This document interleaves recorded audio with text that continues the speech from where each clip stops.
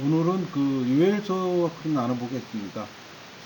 여러분, 요엘서는 하나님의 심판과 회복에 관한 책이에요. 요엘은 재앙이 가까이 왔으니 회개라고 외치면서 진정한 회개는 또 마음을 찢는 거라고 말합니다. 그리고 하나님의 영이 모든 사람에게 임할 것과 이방인들에 대한 심판과 유다의 회복을 또 말하고 있어요. 그러니까 유다에 임한 메뚜기 재앙은 유다의 죄로 말미암아 일어난 것이며 또 이것은 여호와의 날에 대한 심판의 전조이기도 해요. 그러므로 여호와의 날이 임하기 전에 너희는 회개하되 옷을 찢지 말고 마음을 찢으라. 그러면 그날에는 하나님의 영이 임하여 영광스럽게 된다고 얘기하고 있습니다. 주제는 임박한 주의 날에 대해서 말하고 있는 겁니다. 그러니까 하나님을 대적한 백성과 열방에 대한 심판의 때를 말합니다. 그러나 하나님을 신뢰하는 백성들에게는 구원과 큰 복의 때가 되며 또 엄청난 재앙을 받겠지만 후에 이 은혜는 더 큰 복이 된다는 걸 또 말합니다. 그러니까 요엘은 그 엄청난 이 메뚜기 때의 습격으로 이 전무후무한 어떤 전쟁의 예고로 보면서 민족적으로 금식하며 옷을 찢지 말고 마음을 찢어 회개할 것을 또 촉구해요.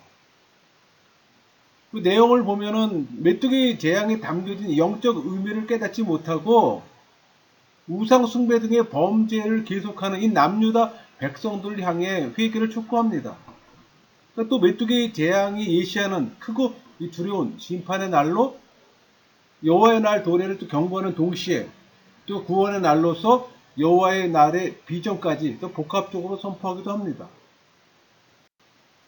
기록 연대는 그 남유다 그 타락상이 부각되는 걸로 봐서 남유다 18대 왕 요아스 통치 기간은 BC 830년경에 기록된 걸로 추정합니다. 이 내용은 그 이미 죄에 대하여 징계를 받은 후 권면과 위로와 소망의 비전을 또 보여주고 있어요.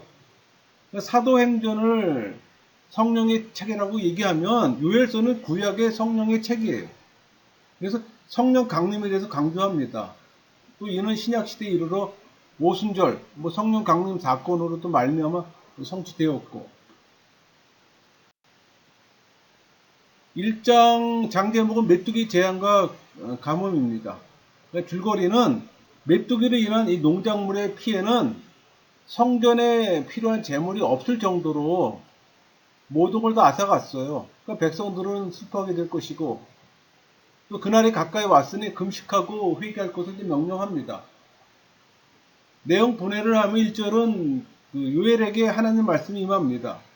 2절에서 4절까지는 그 여호와의 날의 그 예시로서 메뚜기 그 재앙을 예고하면서 촉구합니다.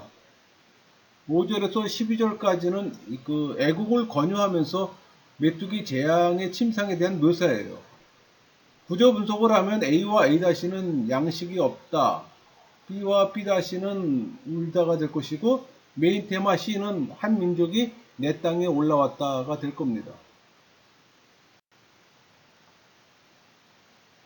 1장 13절에서 2장 14절 그러니까 1장과 2장이 구별되지 않고 실질적으로 연결이 돼요.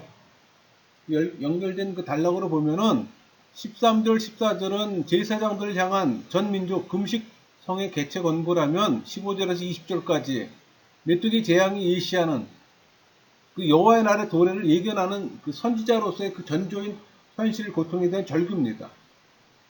2장 1절에서 2절까지 2장의 그 줄거리는 다음 챕터에서고요. 2장 1절에서 2절까지는 시온에서 그 경보 발령 권고 형식의 선민에 대한 그 여호와의 날 도래 예고와 또 천지의 어둠 중에 숱한 이방 무리를 향해 또 집행될 전무후무한 파괴 심판 집행을 또 예고합니다. 3절에서 10절까지는 빠르고 강한 군대의 침입과 유린을 예고해요.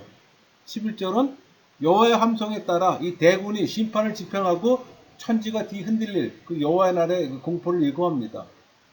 12절에서 14절까지는 여호와의 날의 도래에 앞서 참 회개를 또 권고하고 구조 분석을 하면 A와 A-는 여호와의 날이 될 겁니다. A와 A-는 울다가 될 것이고 B와 B-가 여호와의 날이 될 것이고 C와 C-는 고통이 되겠죠. 그 다음에 메인 테마 D는 여호와의 날의 임박이 될 겁니다. 2장 그 장제목은 임박한 여호와의 날, 성령의 약속이죠. 길거리는 메뚜기 때의 규모와 그 호전적 모습이 임박한 어떤 침입군과 유사하게 지금 묘사되고 있어요. 그러니까 먼저 하나님 진노의 날을 상기시키면서 마음을 찢는 진정한 회개는 축복을 약속한다고 합니다. 그러면 모든 재앙이 제거되고 농산물을 다시 그 소산을 풍성히 낼 것을 얘기해요. 그리고 하나님의 영이 모든 자들에게 임할 것과 또 구원을 예언합니다. 2장 15절에서 27절 내용 분해라면은 15절 17절은 전 민족 금식 대성회의 개최와 여호와의 궁일의 호술도 권고하는 거고 18절에서 20절까지는 회개한 선민을 향한 궁일과 대적 추방의 약속 21절에서 23절은 회개한 선민의 그 풍요로움과 복락의 회복을 또 약속합니다. 24절에서 27절까지는 회개한 선민과 또 하나님의 온전한 관계 회복과 선민의 영원한 평화 보장을 또 약속해요. 구조 분석을 하면은 A와 A-는 하나님이 될 것이고 B와 B-는 풍족하다. C 메인 테마는 기뻐하며 즐거워할지다가 되겠죠. 제가 항상 말씀드리지만 키아즘 구조는 글자대구조 구조잖아요. 그러니까는 서로 대칭 구조예요. 쉽게 그 단락을 이해하기가 쉽다는 얘기죠. 핵심 테마만 알면은 전체 길더라도 핵심 단어 뽑기 때문에 내용이 간단해지는 겁니다. 또 쉽게 기억할 수 있는 거고. 2장 28절에서 32절 내용 분해를 하면은 28절에서 30절까지는 하나님 백성을 향하신 그 최후의 여호와의 날 도래 이전의 징조들을 또 보여주고 31절 32절은 여호와의 날 크고 두려운 심판 중에 그 여호와 이름을 부르는 자들 남는 자들이죠. 그들의 구원을 실현합니다. 구조 분석을 하면 A와 A-는 여호와 이름을 부르는 자가 될 것이고 B와 B-는 P가 되겠죠. 3장 장제목은 이방인의 심판, 유다의 회복입니다. 줄거리는 이방인에 대한 심판과 유다 회복에 대해 얘기하고 있는 거예요. 내용 분해는 1절, 8절까지 한 단락으로 그 여호와의 날에 실현될 선민을 위한 이방 심판입니다. 구조 분석은 A와 A-는 아이들이 될 것이고 B와 B-는 돌려지는 거죠. 리턴을 얘기하는 거죠. 그 다음에 메인 테마 C는 약탈이 되는 겁니다. 3장 9절에서 17절 내용 분해를 하면은 9절에서 12절까지는 여호와의 날을 대망하는 선지자 권고 형식의 조롱과 간구입니다. 13절에서 15절까지는 여호와의 날에 도래에 즈음한 여호와의 명령과 예고 16절, 17절은 여호와의 날에 그 대파괴로부터의 선민 보호 구조 분석을 하면 A와 A-는 목소리가 될 것이고 B와 B-는 심판 메인 테마 C는 낫을 쓰라 곡식이 이것도다죠. 수학을 얘기를 하는 겁니다. 3장 18절에서 21절 이거는 한 단락으로 여호와 날에 실현될 이방 멸망과 선민 구원이에요. 구조 분석을 하면 A와 A-는 회복이 된다면 B와 B-는 복수가 되겠죠.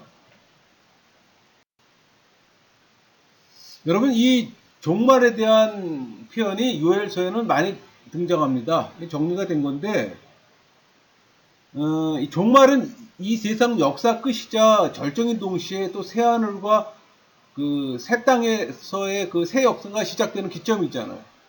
그러니까 여호와의 역사 전개 과정에 대한 그 섭리와 또 의지의 선포인 그 기록이 요엘서예요. 그러니까 자연의 역사의 가장 결정적 사건인 대종말에 대한 예언들이 여러 곳에 발견됩니다. 이것은 그 신약에 기록된 어떤 사복음서나 요한계시록 등의 세상 끝날에 대한 예언들과 또 서로 연결돼요. 그러니까 세상 역사의 본질과 궁극적 결과에 대한 또 빛을 던져주고 있습니다. 그러니까 종말 관련 예언은 성경 첫머리 어떤 창조 기사와 연결돼서 역사의 시작과 끝에 대한 또 완전한 또 조망을 보여줍니다. 나아가 우주와 인생의 가장 원초적인 존재론적 구조와 그 전개방을 또 보여줘요. 그래서 우리는 하찮은 존재가 아니라 절대 초월자이신 하나님에 의해 태어나 저 예비된 새하늘과 새 땅으로 향해 가는 순례자라는 어떤 궁극적 소망의 근거를 보여주는 책이기도 합니다. 이렇게 해서 우리가 그 요엘서를 간단히 나눴습니다.